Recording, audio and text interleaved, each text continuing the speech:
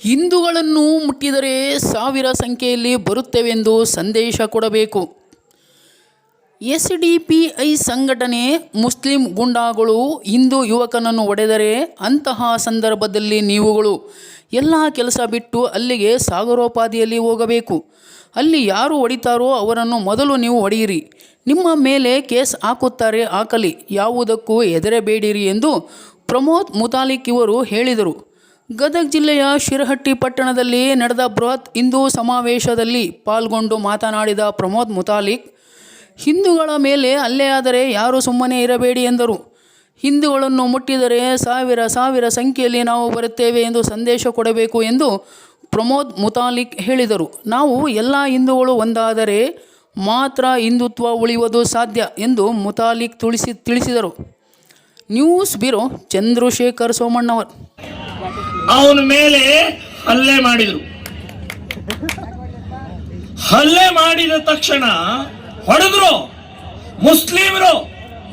SDPI ಅನ್ನುವಂತ ಒಂದು ದೇಶದ್ರೋಹಿ ಪಕ್ಷದವರು, ಕೊಲೆಗಡಕರು, ಭಯೋತ್ಪಾದಕರು. ಸೊ ಅವರು ನಮ್ಮ ಒಬ್ಬ ಹುಡುಗನನ್ನ ಹೊಡೆದ್ರು. ಅವನು ಯಾವ ಜಾತಿಯವನ್ನ ನಾನು ಹೇಳುವುದಿಲ್ಲ, ಅವನು ಹಿಂದೂನೇ. ಹಿಂದೂನು ಹೊಡೆದಿದ್ದಾರೆ ಅಂತಂದ್ರೆ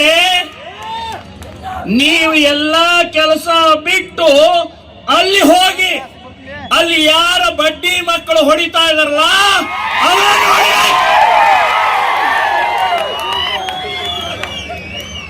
ಕೇಸ್ ಹಾಕ್ತಾರೆ, ಹಾಕ್ಲೆ.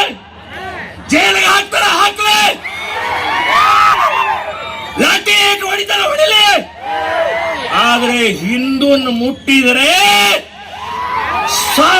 ಸಾವಿರ ಜನ ಬರ್ತೀವಿ ಅಂತನ್ನುವಂತ ಸಂದೇಶವನ್ನ ಕೊಡಬೇಕಾಗಿದೆ. ಬರೇ ಭಾಷಣ ಕೇಳ್ತೀರಷ್ಟೇ, ನೀವು ಸೀಟಿ ಹೊಡಿತೀರಷ್ಟೇ.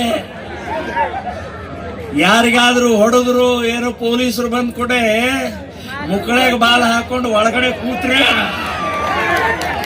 ನಾಚಿಕೆ ಮಾನ ಮರ್ಯಾದೆ ಹೀಗೆ ಇದ್ದಿದ್ರಿಂದ ಹೀಗೆ ಆಗ್ತಾ ಇದೆ. ನಾವು ಧೈರ್ಯದಿಂದ ತಾಕತ್ತಿನಿಂದ ಬರೇ ಜೈಕಾರ ಹಾಕಿದ್ರೆ ಆಗುವುದಿಲ್ಲ. ರಟ್ಟ್ಯಾಗಿನ ಸಿಟ್ಟು ರಟ್ಟ್ಯಾಗ ಬರ್ಬೇಕೀಗ. ರಟ್ಟ್ಯಾಗ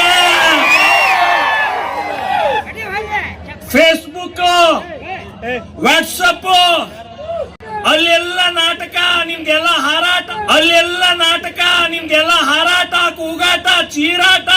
ಅದರ ಜೊತೆಗೆ ರಟ್ಟ್ಯಾಗ ಬರಬೇಕು, ರಟ್ಟ್ಯಾಗ ಸಿಟ್ಟ ಬರ್ಬೇಕೀಗ.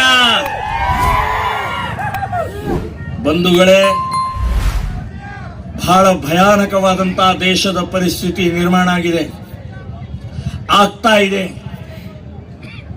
ನಮ್ಮ ಹಿಂದೂ ಸಮಾಜ ಬೇಗನೆ ಮರೆತು ಹೋಗುತ್ತೆ, ಮರ್ತಾ ಬಿಡ್ತೀವಿ. ನಾವು 4 ತಿಂಗಳ ಹಿಂದೆ ಜಮ್ಮು ಕಾಶ್ಮೀರದಲ್ಲಿ ಇರುವಂತಹ ಪಹಲ್ಗಾಮ್ದಲ್ಲಿ ಘಟನೆ ನಡೀತು, ಮರೆತೇ ಹೋಯ್ತು.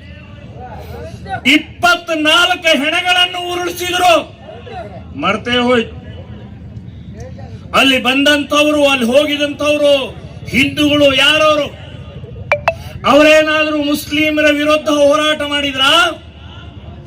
ಸರ್ಕಾರದ ವಿರುದ್ಧ ಹೋರಾಟ ಮಾಡಿದ್ರ? ಕಾಶ್ಮೀರದ ಸಲುವಾಗಿ ಏನಾದ್ರೂ ಹೋರಾಟ ಮಾಡಕ್ ಹೋಗಿದ್ರ?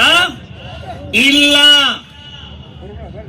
ಮಕ್ಕಳು ರಜೆ ಇದೆ, ಗಂಡ ಹೆಂಡತಿ ಮಕ್ಕಳು ಸೇರಿ ಪ್ರವಾಸಕ್ಕೆ ಹೋಗೋಣ, ಅದು ಶ್ರೀನಗರದ ಪಹಲ್ಗಾಮ್ ಅನ್ನುವಂತ ಒಂದು ಸ್ವರ್ಗ ಇದೆ, ಅಲ್ಲಿ ಹೋಗೋಣ ಅಂತ ಹೇಳಿ ಹೋದ್ರೆ ಇಸ್ಲಾಮಿಕ್ ಭಯೋತ್ಪಾದಕರು ಅಲ್ಲಿ ಬಂದು 26 ಹೆಣಗಳನ್ನು ಉರುಳಿಸ್ತಾರೆ. ಏನು ಪಾಪ ಮಾಡಿದ್ರು, ಏನ್ ತಪ್ಪು ಮಾಡಿದ್ರು? ಅವರು ಆನಂದವಾಗಿ ವಿಹಾರ ಮಾಡಬಾರ್ದ? ನಮ್ಮ ದೇಶದಲ್ಲಿ ಅದು.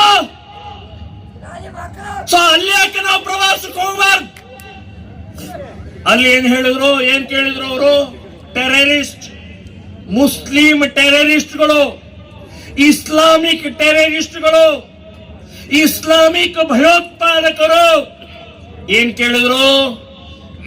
ಅಲ್ಲಿ ಇದ್ದಂತ ಬಂದೂಕ್ ಹಿಡಿದು ಕೇಳಿದ್ರು ಅವ್ರು, ನೀನು ಸಿರೇಟೆ ಅವನಪ್ಪ, ನೀನ್ ಲಿಂಗಾಯತೇನ, ನೀನು ಬ್ರಾಹ್ಮಣ ಏನು, ನೀನು ಕರ್ನಾಟಕದವನೇನು, ನೀನು ಮಹಾರಾಷ್ಟ್ರದವನೇನು, ನೀನು ಬಿಜೆಪಿ ಏನು, ನೀನು ಕಾಂಗ್ರೆಸ್ ಏನು ಅಂತ ಕೇಳಲಿಲ್ಲ. ಅವನು ಕೇಳಿದ್ದೇನೋ, ನೀನು ಹಿಂದೂ ಇದೆಯಾ ಅಂತ ಕೇಳಿ ಗುಂಡು ಹೊಡೆದ್ರೆ, ಹಿಂದೂ ಅಂತ ಕೇಳಿ ಗುಂಡು ಹೊಡೆದ್ರು. ಇದನ್ನ ಮರಿಬೇಡ್ರೆ. ಇಸ್ಲಾಮಿನ ಗುರಿ ಎಲ್ಲಿದೆ ಅಂತ ಪಹಲ್ಗಾಮದಲ್ಲಿ ತೋರಿಸಿದ್ರು. ನಾವು ಮರ್ತೇವೆ. ಮತ್ತ ಅದೇ ಬೀಡಿ ಅಂಗಡಿ, ಅದೇ ಹಣ್ಣಿನ ಅಂಗಡಿ, ಅದೇ ಹೂವಿನ ಅಂಗಡಿಗೆ ಹೋಗಿ ಟೇಬೆ ಅಬ್ದುಲ್ಲಾ